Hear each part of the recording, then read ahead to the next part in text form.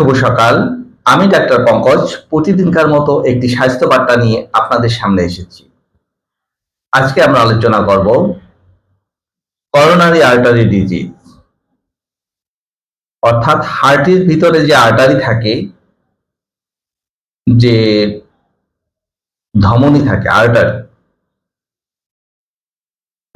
সেখানে যে রোগ হয় সেটা নিয়ে, যেটাকে অনেকে বিভিন্নভাবে বলে থাকে রোগীরা, যে হার্ট অ্যাটাক হয়েছে অথবা হার্টের সমস্যা, নানা ধরনের কথা বলে থাকে। এখানে কি রোগ হতে পারে? করোনারি আর্টারি ডিজিজ সাধারণত এনজিনা পেক্টোরিস হতে পারে, মায়োকার্ডিয়াল ইনফেকশন হতে পারে।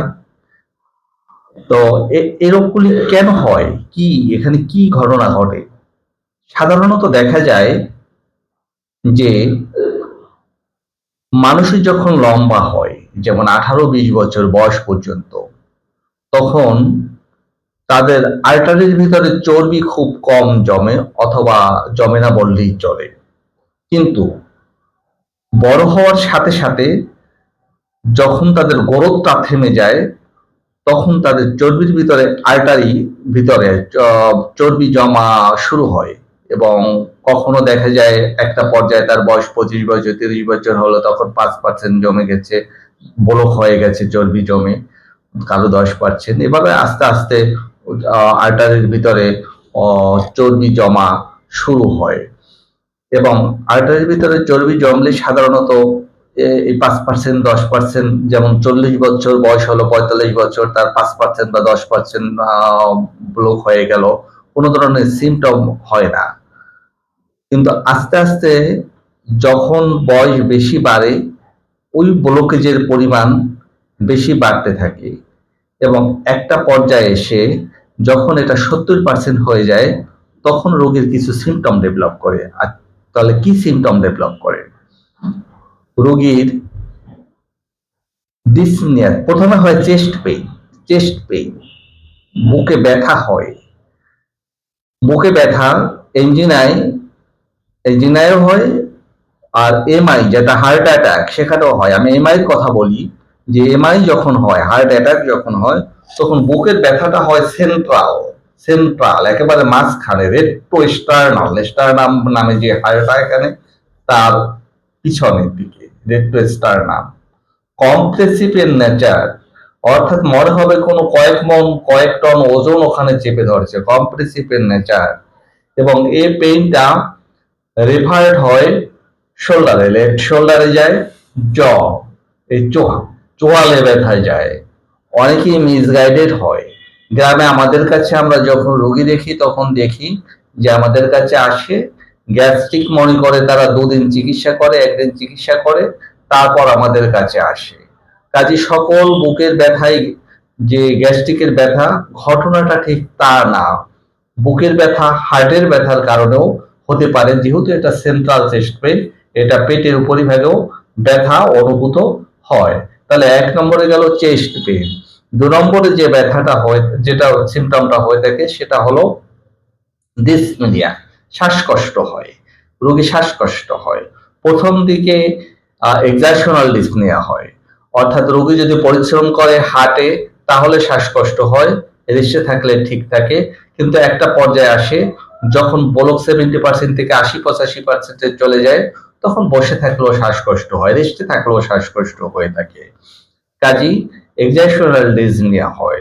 যখন অ্যাটাক হয়, তখন রোগীর প্রচন্ড রকমের ঘামে, বমি হয়, এবং রোগীর ভিতরে একটা ভয় আতঙ্ক কাজ করে। রোগী খুব এক্সাইটমেন্ট থাকে, এবং সাধারণত দেখা যায় নসিয়া হয়, কখনো কখনো অ্যানোরেক্সিয়া, নসিয়া এবং ভমিটিং, তিনোটাই থাকে অ্যাটাকের সময়। এবং এগুলি যদি হয়, এগুলি হলে রোগী আতঙ্কগ্রস্ত হয়ে পড়ে, প্রচন্ড ভয় পায়, প্রচন্ড রকমের ভয় পায়, একটা প্যানিক, একটা ডিজঅর্ডার হয় রোগীর ভিতরে। তাহলে করোনারি আর্টারি ডিজিজে সাধারণত দেখা যায় যে, যেহেতু আর্টারিটা ব্লক হয়ে যায়, এথেরোস্ক্লেরোসিস হয়। এথেরোস্ক্লেরোসিস হলো চর্বি জমা হওয়া।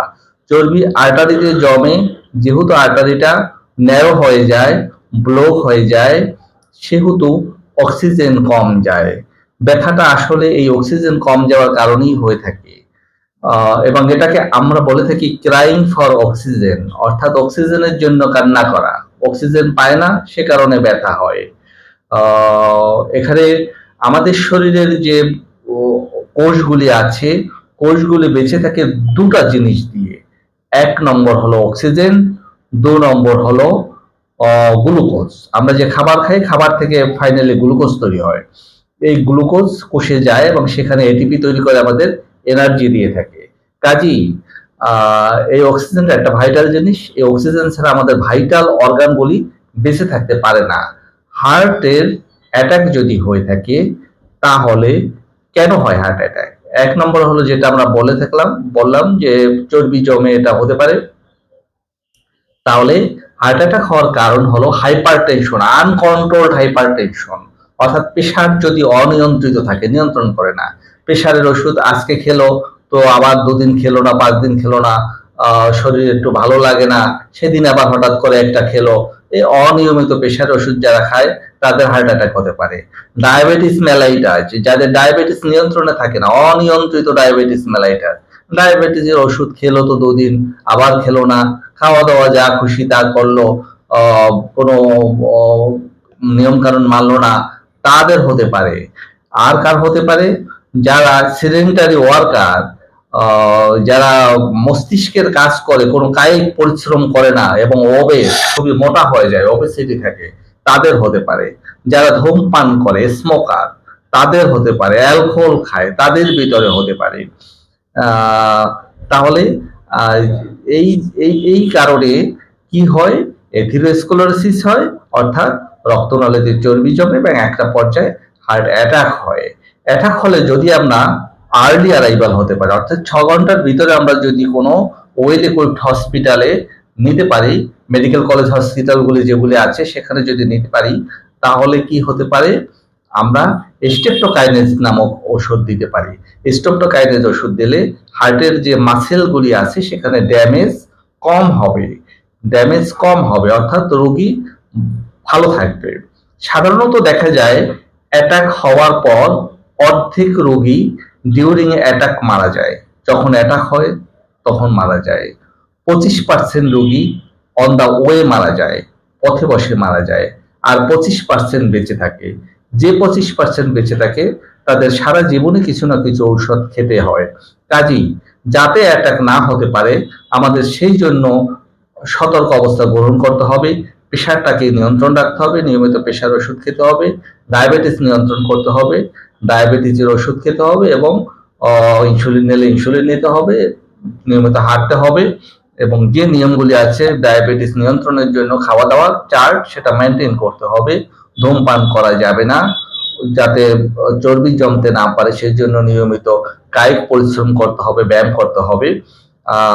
এগুলি যদি করা যায় তাহলে এই রোগ প্রতিরোধ করা যায়।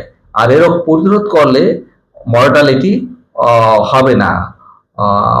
কাজেই এই জটিল রোগ থেকে আমাদের আরোগ্য লাভের জন্য যে নিয়মগুলি আমি বললাম, সেই নিয়মগুলি সবারই মেনে চলা উচিত। হার্ট অ্যাটাক ওয়ার্ল্ড ওয়াইড একটি প্রবলেম এবং অনেক মারাত্মক ধরনের একটা প্রবলেম। যখন এনজিনা পেক্টোরিস হয়, চিনচিন করে ব্যথা হয়, হার্ট অ্যাটাকের আগে এনজিনা পেক্টোরিস চিনচিন করে ব্যথা হয়, আমাদের কাছে আসে। আমরা যারা কার্ডিওলজিস্ট তাদের কাছেও যায়, তারা বিভিন্ন ধরনের করোনারি আর্টারি ডাইলেটর যেগুলি আছে সেই ঔষধগুলি দিয়ে চিকিৎসা দিয়ে থাকে, দীর্ঘদিন চিকিৎসা করে। চিকিৎসা করার একটা পর্যায়ে দেখা যায় যখন ব্লক বেশি হয়ে যায় তখন বাইপাস সার্জারি করতে হয় অথবা কারো কারো অ্যাঞ্জিওপ্লাস্টি করতে হয়। কাজেই আমরা মনে করি এই সমস্ত জটিল কমপ্লিকেশনে পৌঁছার আগে আমরা প্রতিরোধ করব, তাহলেই ভালো থাকতে পারবো। আশা করি আজকের এই আলোচনার মাধ্যমে আপনাদের কিছুটা হলেও উপকার হবে। এখানে হার্টের অনেক জিনিস, অনেক আলোচনা, অনেক ধরনের কন্ডিশন আছে। আরেকটা কথা আমি বলি যে হার্ট অ্যাটাকে রোগী যদি প্রথম আমাদের এই যে চেম্বারে আসে, পেরিফেরিতে আসে, তাহলে আপনি কিছু যদি নাও পারেন, তাহলে যদি একটা ইসিজি করাবেন এবং ইসিজি করিয়ে একজন এমবিবিএস ডাক্তারের পরামর্শ নিয়ে সেখানে ইকোস্পিরিন ট্যাবলেট 300 মিলিগ্রামের ইকোস্পিরিন ট্যাবলেট খাইয়ে, একটা বিটা ব্লকার খাইয়ে তারপর হসপিটালে পাঠাবেন, তাহলে রোগীটার লাইফ সেভ হওয়ার সম্ভাবনা খুব বেশি। 300 মিলিগ্রাম ইকোস্পিরিন এবং একটা বিটা ব্লকার খুবই গুরুত্বপূর্ণ, বিটা ব্লকার যাতে তার এরিথমিয়া ডেভেলপটা না করতে পারে, সে কারণে। তো আপনারা সবাই ভালো থাকবেন, সুস্থ থাকবেন, এই প্রত্যাশা রইল। আজকে এ পর্যন্তই।